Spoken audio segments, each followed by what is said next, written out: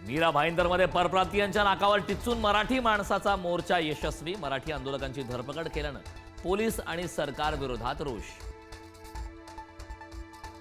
मराठी माणूस एकवटला याचा आनंद। मनसे नेते अविनाश जाधवांची प्रतिक्रिया। तर आमच्या नादाला लागायचं नाही, परप्रांतीयांना इशारा। मराठी मोर्चात मंत्री प्रताप सरनाईकांना जोरदार विरोध। मोर्चेकरांनी बॉटल फेकून मारली जोरदार घोषणाबाजीनंतर सरनाईकांचा मात्र मोर्चातून काढता पाय। मनसेच्या मोर्चाला परवानगी का नाकारली? मुख्यमंत्री फडणवीसांची राज्याच्या पोलीस महासंचालकांना विचारणा।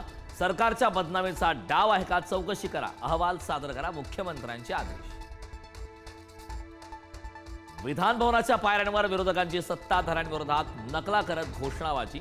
नीलम गोऱ्हे, चंद्रशेखर बावनकुळे, नितेश राणे आणि भरत गोगावलेंसमोर घोषणा। महाराष्ट्राचे सुपुत्र आणि सरन्यायाधीश भूषण गवईंचा विधिमंडळात सत्कार। भूषण गवई इतिहास घडवणार, मुख्यमंत्र्यांकडून कौतुक। महादेव मुंडे हत्या प्रकरणातील आरोपींना 8 दिवसात अटक न झाल्यास आत्मदहन करणार। महादेव मुंडे यांच्या पत्नी ज्ञानेश्वरी मुंडेंचा इशारा। पोलीस अधीक्षकांना दिले निवेदन। रिक्त जागांसाठी लवकरच मेगा भरती। मुख्यमंत्री फडणवीसांची मोठी घोषणा। नोकर भरतीत हायगाई न करण्याचीही ग्वाही। पुण्यातील 61 पूल लवकरच जमीनदोस्त करणार। कार्यवाहीचे जिल्हाधिकाऱ्यांचे आदेश। कुंडमळा पूल दुर्घटनेनंतर प्रशासनाकडून आता कारवाईला वेग।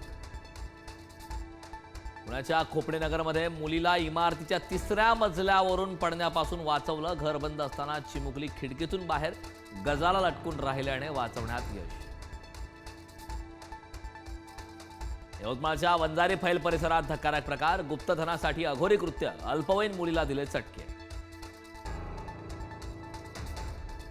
पैशाच्या वादातून बुलढाण्यात मायलेकीला महिलांची मारहाण। व्हिडिओ सोशल मीडियावर व्हायरल। 4 महिलांविरोधात गुन्हा दाखल। पंतप्रधान मोदींची बोलिव्हियाच्या राष्ट्राध्यक्षांसोबत द्विपक्षीय चर्चा। व्यापारासह विविध क्षेत्रातील सहकार्य वाढवण्यावर भर।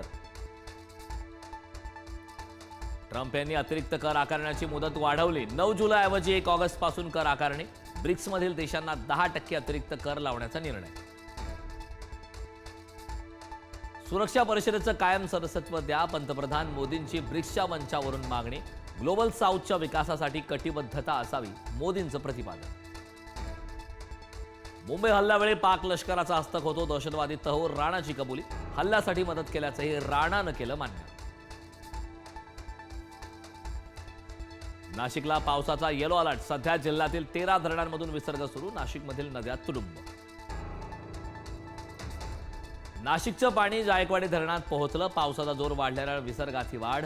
यंदा 2 महिने आधीच पाण्यानं जायकवाडी गाठला।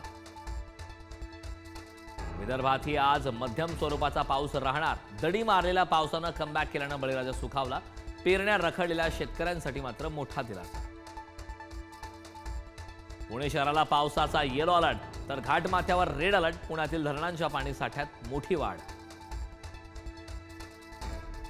भंडाऱ्यातील गोसेखुर्द धरणाचे सर्व 33 दरवाजे उघडले। 8022 क्युसेकने पाण्याचा विसर्ग सुरू। नदीकाठच्या गावांना सतर्कतेचा इशारा। अलमट्टीबाबत रुरकी समिती घुमजावच्या तयारीत। महापुराबाबत सुरुवातीला अलमट्टीकडे केला होता निर्देश। आता समितीच्या अहवालात अलमट्टीला क्लीन चिटची भाषा।